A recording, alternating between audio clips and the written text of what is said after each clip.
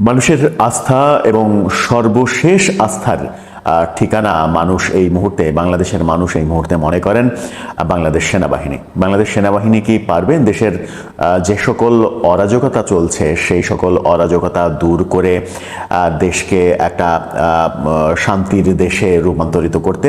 সেই প্রত্যাশা জনগণের রয়েছে, কিন্তু প্রত্যাশা এবং প্রাপ্তির মধ্যে ফারাক থেকে যাবে কিনা সেই আশঙ্কাও রয়েছে। বাংলাদেশে যখন নানা রকমের ঘটনা ঘটছে তখন সেনাবাহিনীকে নিয়ে সব থেকে আলোচনা হচ্ছে। করিডোর ইস্যুতে সেনাবাহিনী আলোচনায় আসছেন। বাংলাদেশে যখন মব কালচার তৈরি হচ্ছে, ঠেকানোই যাচ্ছে না, তখন সেনাবাহিনী প্রধানের সেই ঐতিহাসিক কথাগুলো সামনে ভেসে আসে যে মব কালচার বরদাস্ত করা হবে না, মবের কারণেই দেশে আইন শৃঙ্খলার অবনতি হয়েছে, সন্ত্রাসীরা সুযোগ পেয়ে গেছে। এই কথাগুলো বলার আর কাউকে আসলে খুঁজে পাওয়া যায় না। সেই কারণেই মানুষের শেষ ভরসার নাম হয়ে গেছে বাংলাদেশ সেনাবাহিনী। কিন্তু সেনাবাহিনীকে নিয়ে ষড়যন্ত্র থামেনি, সেনাবাহিনীকে নিয়ে গুজব থামেনি। বাংলাদেশের অভ্যন্তরে অনেক কিছুই হচ্ছে। গত রাতেও আমরা একটা মব কালচার দেখেছি, সেখানে পুলিশকে প্রথমবারের মতো মব ঠেকানোর ঘটনা দেখেছি। 207 নম্বর আসামি নায়িকাকে গ্রেপ্তার, তারপরে যাচ্ছে তাই সমালোচনার পরে তার জামিনের ঘটনা দেখেছি। সব মিলিয়ে অনেক কিছু দেখছি, অনেক ঘটনা ঘটছে। সেনাবাহিনীকে নানা রকম আলোচনা হচ্ছে। সেনাবাহিনীর আজকে অফিসার্স অ্যাড্রেস হওয়ার খবর ছিল, কিন্তু শোনা যাচ্ছে সেটা আগামীকালকে হবে, আগামীকালকে সকালে হবে। সেখানে সেনাবাহিনীর অবস্থান কি হবে? সেনাবাহিনী বাংলাদেশ সরকারের সঙ্গে একত্রিত হয়ে এই সকল অরাজকতা, যে অরাজকতাগুলো চলছে সেগুলো ঠেকাতে পারবেন কিনা? করিডোর বিষয়ে সরকারের সঙ্গে সমঝোতা হবে কিনা, একমতে থাকতে পারবেন কিনা, নাকি শেষ পর্যন্ত আমেরিকার যে চাওয়া সেই চাওয়াই পূর্ণ হবে? এরকম নানা আলোচনা রয়েছে। এই আলোচনাগুলো যেমন রয়েছে, তেমনি সেনাবাহিনীকে নিয়ে ষড়যন্ত্র কিন্তু এখন পর্যন্ত থামেনি। যারা ষড়যন্ত্র করছে তাদের স্বার্থ কোথায় লুকিত আছে, কোথায় লুকায়িত আছে, সেই ব্যাপারগুলো যদি সেনাবাহিনী ইনভেস্টিগেশন করে বের করতে পারে তাহলে হয়তো এর একটা সমাধান হতে পারে। যাই হোক, এই সব মিলিয়ে সেনাবাহিনী কি পারবেন আগামী দিনে সত্যিকারের সুন্দর একটা বাংলাদেশ দিতে, কিংবা করিডোর ইস্যুতে সঠিক একটা সমাধানের দিকে সরকারকে যেতে উদ্বুদ্ধ করতে? সেই আলোচনাই করবে এই ভিডিওতে। থাকবেন পলিটিক্স টিভির নিয়মিত আয়োজনে।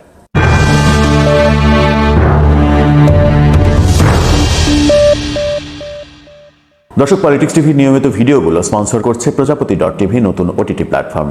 আপনারা চাইলে ইউটিউবে, ফেসবুকে, ইনস্টাগ্রামে, টিকটকে দেখে নিতে পারেন। ডেসক্রিপশন বক্সে লিঙ্ক দেওয়া থাকবে, সেখান থেকেও আপনারা দেখে নিতে পারেন প্রজাপতির কার্যক্রম।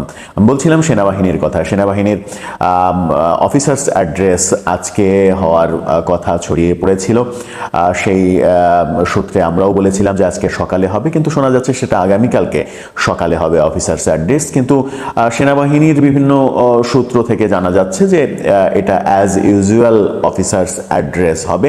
এটা নিয়ে যত বেশি কানাঘুষা করা হচ্ছে, যত বেশি প্রোপাগান্ডা ছড়ানো হচ্ছে দেশে বিদেশে থেকে, বিশেষ করে বিদেশে থেকে, সেনাবাহিনীর চরিত্র হননের চেষ্টা যে সকল কন্টেন্ট ক্রিয়েটাররা করছেন তাদের সেই উদ্দেশ্যগুলো একেবারে গুড়িয়ে দিতে পারবে সেনাবাহিনী, সেনাপ্রধান তাদের কর্মকাণ্ড দিয়ে, সেই বিশ্বাস মানুষের রয়েছে। কি হবে আগামীকালকে সেই অপেক্ষা তো রয়েছেই। সেখানে করিডোর নিয়ে আলোচনা হয় কিনা, দেশের অভ্যন্তরে যখন নানা রকমের কর্মকাণ্ড চলছে, ইন্ট্রোতেই বলেছি গত রাতে ধানমন্ডির থানায়, ধানমন্ডি এলাকায় নতুন করে মবের সৃষ্টি হয়েছিল। হাক্কানি পাবলিশার্সের মালিকের বাড়ি আক্রমণ করা হয়েছিল। সেখানে একদল বৈষম্য বিরোধী ছাত্র আন্দোলনের নেতাকর্মী হাক্কানি পাবলিশার্সের মালিককে গ্রেপ্তার করতে হবে, অথচ তার বিরুদ্ধে কোনো মামলা নেই। ধানমন্ডি মডেল থানার ওসি সেখানে রীতিমতো বিরোচিত ভূমিকা পালন করেন। এই প্রথম 5 আগস্টের পরে কোনো পুলিশ কর্মকর্তাকে মবের বিরুদ্ধে সত্যিকারের অবস্থান যেটা হওয়া উচিত সেরকম অবস্থান নিতে দেখা গেল। তিনি স্পষ্ট জানিয়ে দিলেন যে গ্রেপ্তার করা হবে না, আপনারা কি করবেন? গ্রেপ্তার করা হবে না এই কারণে যে তার বিরুদ্ধে কোনো অভিযোগ নেই, মামলা নেই। একটা নিরপরাধ মানুষকে কেন গ্রেপ্তার করা হবে? অবশেষে দেখা গেল যারা গ্রেপ্তারের আন্দোলন করছিল তার তারা পুলিশের সঙ্গে খারাপ ব্যবহার করলেন এবং পুলিশ তাদেরকে আটক করে থানায় নিয়ে গেল। এবং থানায় যাওয়ার পরে আমরা দেখলাম যে আব্দুল হান্নান মাসুদ এনসিপি নেতা, তিনি থানায় ছুটে গেছেন তাদেরকে ছাড়িয়ে নিতে। সেটা নিয়ে সাংবাদিকদের তীর্যক প্রশ্নের মুখোমুখি হয়েছেন তিনি, কিন্তু কোনো প্রশ্নের উত্তর দিতে পারেননি। কি তার স্বার্থ, কেন তাদেরকে ছাড়িয়ে নিতে চেয়েছেন? সাংবাদিকরা অভিযোগ করলেন যে তাদের নামে নাকি এর আগেও এরকম অভিযোগ রয়েছে। সামাজিক যোগাযোগ মাধ্যমে লেখালেখি হচ্ছে হান্নান মাসুদের স্বার্থ কি, ওখানে ভাগ বাটোয়ারা হচ্ছে নাকি, এরকম নানা কথা। আবার যারা ওই হাক্কানি পাবলিশার্সের বাড়ির সামনে গিয়েছিল তাদেরকেও আবার পুলিশের ওসিকে বলতে শুনলাম আমরা ভিডিওতে যে তিনি বাড়ির ভেতরে গিয়ে পকেটে করে টাকা নিয়ে এসে কোনো সমাধান করে আসলেন কিনা, কোনো মিউচুয়াল করে আসলেন কিনা, এরকম নানা কিছু আমরা গতকালকে দেখেছি। কিন্তু পুলিশের ভূমিকা গতকালকে প্রশংসিত ছিল। এই ঘটনা যেমন ঘটছে, তেমনি নুসরাত ফারিয়ার গ্রেপ্তারকে কেন্দ্র করে দেশব্যাপী যে তোলপাড় অবস্থা এবং অবশেষে আজকে তার জামিন, এরকম ঘটনাও দেশে আমরা ঘটতে দেখছি। নুসরাত ফারিয়ার গ্রেপ্তার বিষয়ে স্বরাষ্ট্র উপদেষ্টা বলেন যে তাকে যদি ছেড়ে দেওয়া হতো তাহলে আপনারাই তো বলতেন যে তাকে ছেড়ে দিলেন। মানে কি বলতে হয় আর কি বলতে হয় না, এই ব্যাপারগুলো বোধহয় তালগুলো পাকিয়ে ফেলেন উপদেষ্টারা। আমার মনে হয় যে স্বরাষ্ট্র উপদেষ্টা এবং মাননীয় প্রধান উপদেষ্টা একটু বেশি সহজ সরল শিশুর মতো কথা বলে ফেলেন। এই কথাগুলো আসলে বলার মতো নয়, এই কথাগুলো বলতে যে হয় না সেগুলো হয়তো বুঝে ওঠেন না।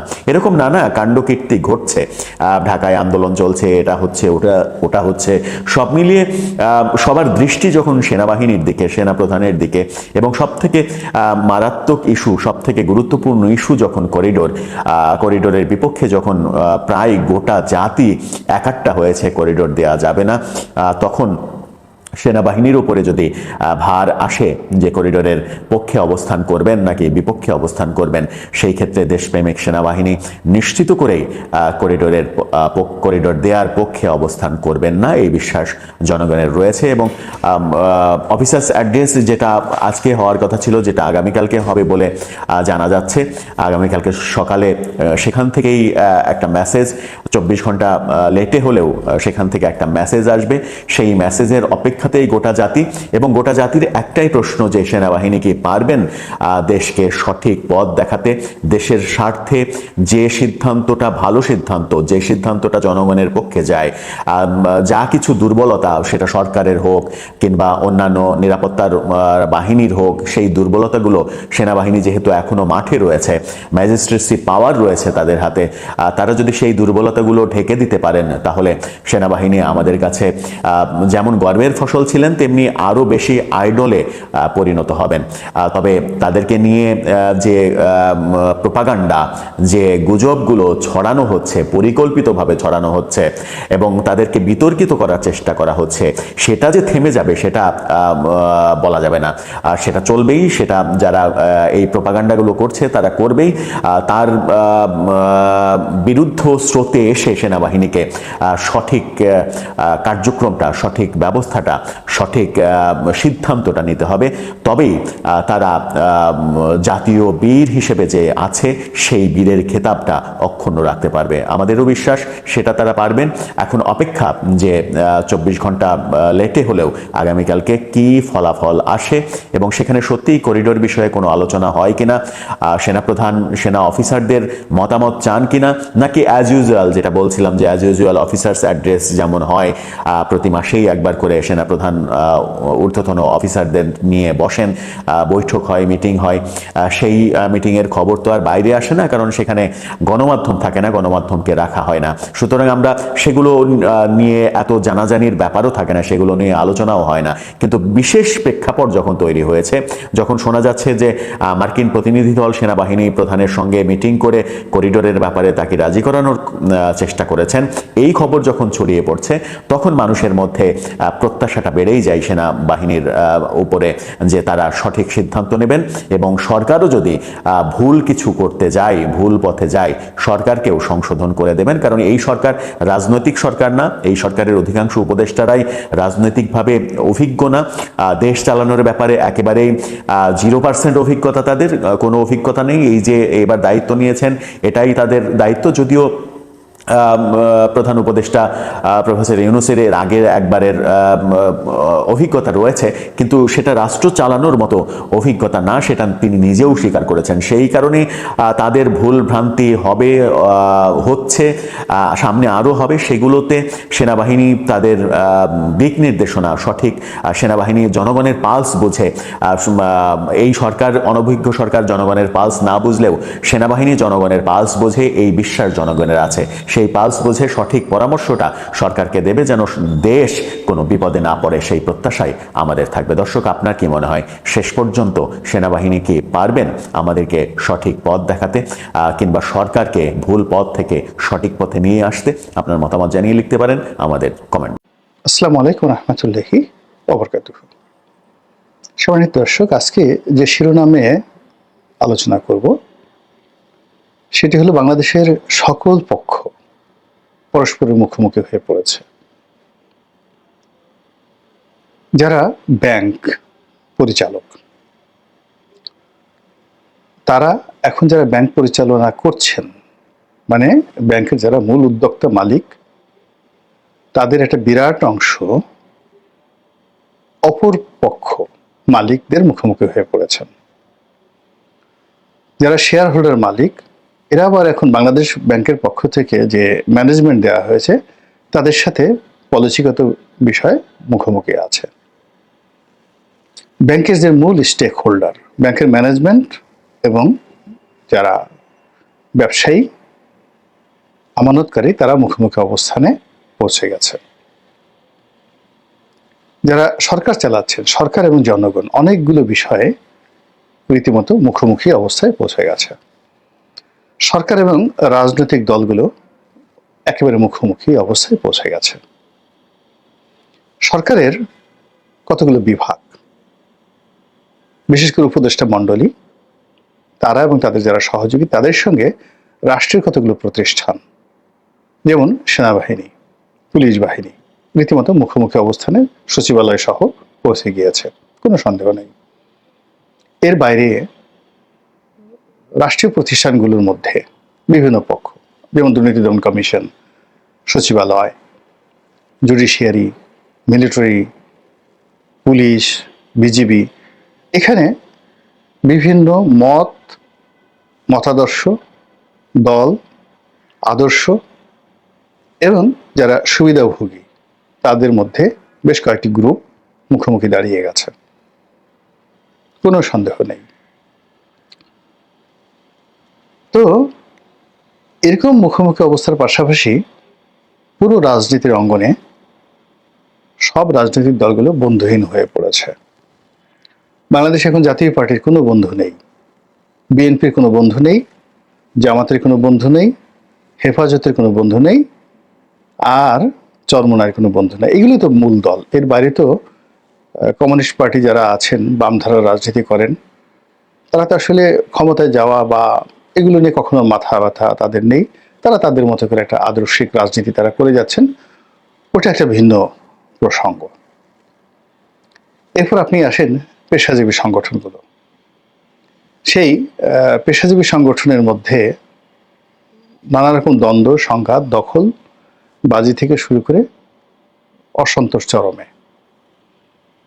এরপর চাঁদাবাজদের দুটো গ্রুপ, একটা হলো প্রকাশ্য চাঁদাবাজ আর একটা হলো আন্ডারওয়ার্ল্ডের চাঁদাবাজ। এই আন্ডারওয়ার্ল্ড এবং পেশাদার চাঁদাবাজ, এই দুই গ্রুপের মধ্যে দ্বন্দ্ব এবং সংঘাত একেবারে মুখোমুখি অবস্থায় অনিবার্য হয়ে পড়েছে।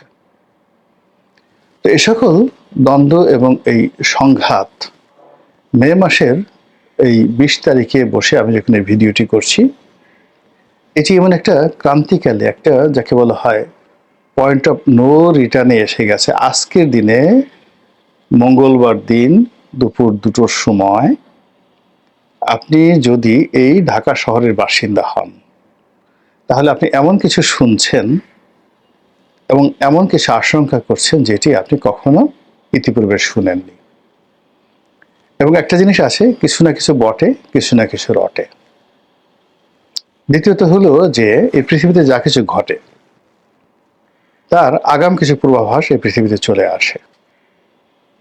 আপনি ধরুন কোনো নবী আসবেন, রাসূল আসবেন, তার আগাম বার্তা চলে আসে যে হিজ কামিং। আমরা এখন যেমন বলছি ইমাম মাহদি আসবেন, হযরত ঈসা আলাইহিস সালাম আসবেন, এরকম আমরা বলছি। ইয়াজুজ আসবে, মাজুজ আসবে, তারপরে দাজ্জাল আসবে। আমরা এই শত শত হাজার হাজার বছর ধরে সেই আল্লাহ রাসূলের জামানার পর থেকে এই কথাগুলো বলছি। আবার হযরত ঈসা আলাইহিস সালামের জামানা থেকেই বলা হচ্ছিল যে একজন রাসূল আসবেন। কোথায় আসবেন, কোন বংশে আসবেন এবং তার নাম কি হবে, এই কথাগুলো পর্যন্ত সেই যদি ধরুন 570 খ্রিস্টাব্দে, তাহলে 500 বছর ধরে এটি প্রচার হয়ে আসছে। আবার হযরত ঈসা আলাইহিস সালাম আসবেন, মুহাম্মদ রাসূলুল্লাহ সাল্লাল্লাহু আলাইহি সাল্লাম আসবেন। তার আগে যারা উল্লেখযোগ্য নবী ছিলেন বনী ইসরাইলের মধ্যে, হযরত মূসা আলাইহিস সালাম, হযরত দাউদ আলাইহিস সালাম, হযরত ইউসুফ আলাইহিস সালাম, তারপর হযরত ইউসুফ আলাইহিস সালাম, হযরত ইব্রাহিম আলাইহিস সালাম। এখন হযরত ইব্রাহিম আলাইহিস সালামকে যদি বলা হয় যে তিনি আসলে সকল মানে যেটা প্যান আরব জাতিগোষ্ঠীর ফাদার, তো তিনি বলে গেছেন যে তার বংশে, এই ইসমাইলের বংশে শেষ নবী আসবেন। তো এইভাবে যেভাবে বলে গেছে, একইভাবে পৃথিবীতে কখন সুনামি হবে, কখন দুর্ঘটনা ঘটবে, কখন যুদ্ধ হবে ইত্যাদি সব কিছু আগে বলা হয়েছে। 2025 সনে ভারত এবং পাকিস্তান যে যুদ্ধ হবে, এটা আজ থেকে 10 বছর আগে প্রেডিক্ট করে বিবিসি বলে দিয়েছে এবং ঠিক সেই সময়টাতে যুদ্ধ হয়েছে। তো সেই দিক থেকে এই আজকের এই দিনটিতে আপনি যা কিছু দেখছেন, যা কিছু শুনছেন, এই জিনিসগুলো আগামী দিনে যা কিছু ঘটবে তার একটা পূর্বাভাস। যেভাবে আমরা অতীতে শেখ হাসিনার পতনের পূর্বে অনেক পূর্বাভাস আমরা পেয়েছিলাম, সেটা 2014 থেকেই আমাদের 10 বছর অপেক্ষা করতে হয়েছে, কিন্তু যারা আমরা বিশ্বাস করেছি যে শেখ হাসিনার পতনটা অনিবার্য, তারা কিন্তু বিচ্যুত হয়নি। আর যারা এটা ভুলে গিয়েছিলেন যে প্রকৃতির একটা প্রতিশোধ আছে, প্রতিটি কর্মের একটা প্রতিক্রিয়া আছে, প্রতিটি কর্মের একটা ফল আছে, তাদের পরিণতি আজ কোথায়, তারা কোথায় আছেন, কি অবস্থায় আছেন, তাদের পরিবার পরিজন কি অবস্থায় আছে। তো সেই দিক থেকে আজকের যে প্রসঙ্গ নিয়ে আলোচনা করব সেটা হলো যে এখানে অনেকগুলো পক্ষ পরস্পরের মুখোমুখি হয়ে গেছে। তো এখানে সবগুলো পক্ষের ক্রিয়া প্রতিক্রিয়া না বলে আমি শুধুমাত্র বলবো যে রাজনৈতিক দলগুলো যে পরস্পরের মুখোমুখি হয়ে গেছে, এটার প্রতিক্রিয়া কি হবে। আর প্রধান রাজনৈতিক দল বিএনপি আর ডক্টর মোহাম্মদ ইউনূস একেবারে মুখোমুখি দাঁড়িয়ে গেছে এবং পয়েন্ট অফ নো রিটার্নে। এখানে প্রথম যে জিনিসটি সেটি হলো রাজনৈতিক দলগুলোর মধ্যে যে একটা চিরায়ত ঐক্য ছিল, মুখ দেখা দেখেছিল, এটি এই সময়টিতে বলতে গেলে বন্ধ হয়ে যাওয়ার মতো অবস্থা তৈরি হয়েছে। সর্বশেষ জামাতের আমির এবং বেগম খালেদা জিয়ার সঙ্গে একটা সৌহার্দ্যপূর্ণ বৈঠক হয়েছে। বেগম খালেদা জিয়া আসার পর কর্নেল অলি সাহেব দেখা করেছেন, এটি ইতিবাচক ঘটনা। কিন্তু আজকের দিনে যে বাস্তবতা, সেই বাস্তবতায় ওই জিনিসগুলো আবার দ্বিতীয়বার ঘটবে এটি আমরা দেখতে পাচ্ছি না। এখানে রাজনৈতিক যে বিভেদ এবং বিসংবাদ, এটা চরমে গিয়ে পৌঁছে গেছে, যা কিনা পুরো গণতান্ত্রিক প্রক্রিয়া, পুরো নির্বাচনী বিধি ব্যবস্থা এবং আমাদের যে সামাজিক উন্নয়ন এবং রাজনৈতিক উন্নয়ন, এই পুরো উন্নয়নটা মুখ থুবড়ে পড়ে গেছে এখানে। এবং এরকম যখন অবস্থা হয় তখন সেখানে তৃতীয় পক্ষ, চতুর্থ পক্ষ, কখনো দেশি পক্ষ, কখনো বিদেশি পক্ষ এখানে নাক গলানোর সুযোগ পায়।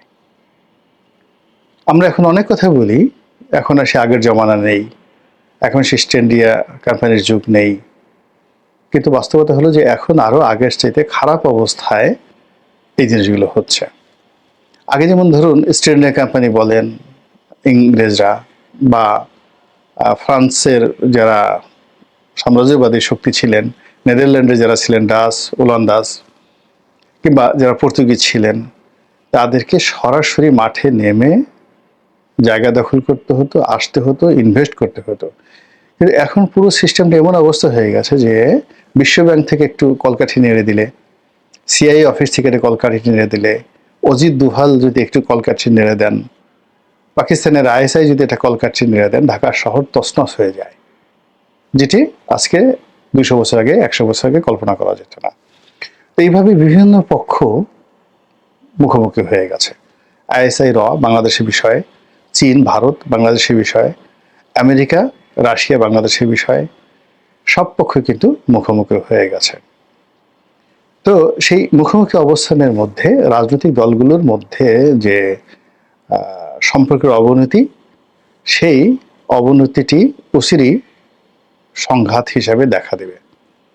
এবং ইতিমধ্যে আপনারা দেখেছেন যে চাঁপাইনবাবগঞ্জ, পাবনা, রাজশাহী, তারপরে শেষে আরও বেশ কয়েকটি এলাকাতে বিএনপির সঙ্গে জামাতের রীতিমতো রক্তক্ষয়ী সংঘর্ষ হয়ে গেছে এবং এটি বাড়তে থাকবে।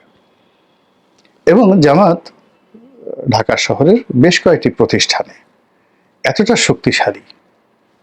শক্তিশালী বিশ্বাস করেন যে এখানে সংখ্যাধিক্য দিয়ে, ছাত্রদলের অনেক সংখ্যাধিক্য রয়েছে, কিন্তু যদি ক্যাডার ভিত্তিক মারামারি হয় তাহলে অনেক শিক্ষা প্রতিষ্ঠান, আমি নাম বললাম না, সেখানে আসলে শিবিরই টিকে থাকবে। তাদের হাতে সেই শক্তি তারা অর্জন করেছে এবং সেই লজিস্টিক সাপোর্ট তাদের রয়েছে। তো এরকম একটা অবস্থা তৈরি হচ্ছে রাজনৈতিক দলগুলোর মধ্যে। আর তখন যেটি হচ্ছে যে, যেহেতু বিএনপির সঙ্গে ডক্টর মোহাম্মদ ইউনূসের সম্পর্কটা এখন মুখোমুখি অবস্থানে এসেছে এবং আগামীতে এটি আরও খারাপ হবে, সঙ্গতির কারণে জামাত এবং অন্যান্য যারা শক্তি রয়েছে বিএনপি বিরোধী, তারা ডক্টর মোহাম্মদ ইউনূসের সঙ্গে যোগ দিবেন। এবং ডক্টর মোহাম্মদ ইউনূসের সাথে যোগ দেওয়ার ফলে যদি তাদের যে রসায়ন এবং সমীকরণটা, তাদের পাল্লাটা একটু ভারী হয়, তাহলে দেখবেন যে আরো অনেক মানুষ যারা মধ্যপন্থা অবলম্বন করছে, এরা সবসময় সুবিধাবাদী, যে দল ভারী থাকে সেই দলে গিয়ে যোগ দেয়। এবং সেখানে গিয়ে দেখা গেল যে অনেক লোক বিএনপির সাথে এখন আছে, কথাবার্তা বলছে, তারা দৌড়ে চলে যাবে ডক্টর ইউনূসের পক্ষে। আবার যদি বিএনপি এখানে জয়ী হয় তাহলে জামাত হয়তো আলাদা হয়ে যাবে, কিন্তু ওই যে ছোট ছোট দলগুলো আছে যারা বর্ণচোরা কিন্তু তারা কিন্তু কে ফ্যাক্টর, রাজনীতির জন্য অত্যন্ত কে ফ্যাক্টর, তো সেই ফ্যাক্টরগুলো বিএনপির সঙ্গে যুক্ত হয়ে যাবে। তো এখন বিএনপি ভার্সেস যে ডক্টর মোহাম্মদ ইউনূস, তো এর মধ্যে কি কি বিষয় নিয়ে মুখোমুখি অবস্থানে তারা এসেছে। প্রথম বিষয়টা হলো এই ঢাকা সিটি কর্পোরেশনের 2টা মেয়র পদ ইতিমধ্যে তারা চট্টগ্রাম ডক্টর সাদেদের মাধ্যমে পেয়েছে। এখন উত্তর সিটি কর্পোরেশন এবং দক্ষিণ সিটি কর্পোরেশন, উত্তরটাকে তারা দ্বিতীয় ফেজে রেখেছে, দক্ষিণ সিটি নিয়ে তারা একটা মারমুখী অবস্থানে চলে গেছে বিএনপি এবং সরকার। আজকের এই দিনে আমরা জানি না এটা পরিণতি কোথায় আসবে, তবে এখানে সেনাবাহিনী যাদেরকে সমর্থন দেবেন তারাই এখানে টিকে থাকবেন। আর যদি সেনাবাহিনী নিউট্রাল থাকেন তাহলে দুই পক্ষই ক্ষতিগ্রস্ত হবেন, মারাত্মকভাবে ক্ষতিগ্রস্ত হবেন। এরপরে ডিসেম্বর মাসে নির্বাচন নিয়ে এটি পয়েন্ট অফ নো রিটার্ন। বিএনপিকে যদি তার সার্ভাইভ করতে হয়, তার অস্তিত্ব রক্ষা করতে হয়, তাহলে এই সরকারের কাছ থেকে যে কোনো মূল্যে তাদেরকে এই ডিসেম্বর মাসের মধ্যেই নির্বাচন আদায় করে নিতে হবে। আর ডক্টর মোহাম্মদ ইউনূসকে যদি সসম্মানে যেতে হয়, সার্ভাইভ করতে হয়, তার লোকজন এনসিপি সহ সবাইকে যদি বাঁচতে হয়, এই নির্বাচন ডিসেম্বর মাসে তারা দেবে না। এবং তাদেরকে ঘুরে ফিরে ওই যে জনগণ বলছে 2 বছর 3 বছর 5 বছর, ঠিক ওই পলিসিতে তাদেরকে কৌশলে এগোতে হবে। তো এই যে একটা পয়েন্ট অফ নো রিটার্ন, সেই পয়েন্ট অফ নো রিটার্নের ফলে আপনি দেখবেন যে আবার একটা আগস্ট মাস, সেই আগস্ট মাসে, অর্থাৎ এখন ধরেন জুন মাস চলছে, না মে মাস চলছে, মে মাসের পরে জুন মাস, কুরবানির বন্ধ ঠন্ড যাবে, এরপর একটু সেগুলো খেতে খেতে জুলাই মাসে চলে আসবে। এবং গত বছর জুলাই মাসে যেরকম পরিস্থিতির সৃষ্টি হয়েছিল, এই বছর জুলাই মাসে দেখবেন যে মোরালেস সেরকম একটা পরিস্থিতির সৃষ্টি হবে, শুধুমাত্র আওয়ামী লীগ সেখানে নাই। তবে আওয়ামী লীগ খেলবে, এখানে আওয়ামী লীগ খেলবে, এখানে ডক্টর মোহাম্মদ ইউনূসের সাথে খেলবে, তারপরে শেষে জামাতের সাথে খেলবে, বিএনপির সাথেও কিন্তু আওয়ামী লীগ খেলবে, দূর থেকে তারা খেলবে, তারা সরাসরি এখানে আসবে না, মাঝে মধ্যে ঝুটিকা মিছিল করবে, কিছু কিছু পোস্টারিং করবে, আর ওই বিদেশে বসে বসে তারা খেলবে আর বক্তৃতা দেবে। আর অন্যান্য নেতিবাচক কাজ যদি তাদের করতে ইচ্ছা করে সেগুলো তারা করবে পরিবেশ পরিস্থিতি অনুযায়ী। তো জুলাই মাসে যেটি ম্যাটেরিয়ালাইজ হবে, আবার আগস্ট মাসে গিয়ে দেখা যাচ্ছে যে একেবারে প্রথম দিকে, সে আগস্টের 5-6 তারিখে বা প্রথম সপ্তাহে দেখা যাচ্ছে যে সবাই একটা মানে চূড়ান্ত মানে ফলাফল লাভের জন্য আগস্ট মাসের প্রথম সপ্তাহের মধ্যেই তারা বিজিত হবে না বিজয়ী হবে, অথবা তারা প্রতিপক্ষকে পরাজিত করবে না নিজে পরাজিত হবে, এই বিষয়টি তারা আগস্টের ফার্স্ট উইকের মধ্যে সেটেল করে ফেলবে। সেপ্টেম্বর থেকে একটা নতুন ইতিহাস, সে ইউনূসের পক্ষে থাকতে পারে অথবা বিএনপির পক্ষে থাকতে পারে। সময় আসলে দেখা যাবে, আল্লাহ ভালো জানেন। অবস্থার দৃষ্টে আমার মতো ক্ষুদ্র বুদ্ধির মানুষ যতটুকু বুঝতে পারলাম বা বুঝতে পেরেছি, এটার একটা ব্যাখ্যা আপনাদের সামনে পেশ করলাম। আল্লাহ আমাদের সবাইকে হেদায়েত দান করুন এবং হেফাজত করুন। আসসালামু আলাইকুম ওয়া রাহমাতুল্লাহি ওয়া বারাকাতুহু। আসসালামু আলাইকুম। দেশ কিংবা দেশের বাইরে যে যেখান থেকে বসে ভিডিওটি দেখছেন সবাইকে অনেক অনেক ধন্যবাদ এবং ভালোবাসা জানাচ্ছি। প্রিয় দর্শক, কথা বললেন আমাদের সবার পরিচিত প্রিয় মুখ এবং বর্তমান সময়ের যে অবস্থা সে অবস্থা তুলে ধরলেন। প্রিয় দর্শক, অত্যন্ত গুরুত্বপূর্ণ আলোচনা করলেন। আলোচনাটি কেমন লাগলো, সেই সাথে সেনাবাহিনীর মধ্যকার যে সেনাবাহিনী এবং সরকারের মধ্যকার যে অবস্থা সে অবস্থা আপনাদের কাছে কেমন লাগলো অবশ্যই কমেন্টে জানাবেন। সবাই ভালো থাকবেন, সুস্থ থাকবেন। ভিডিওটি শেষ করছি। আসসালামু আলাইকুম।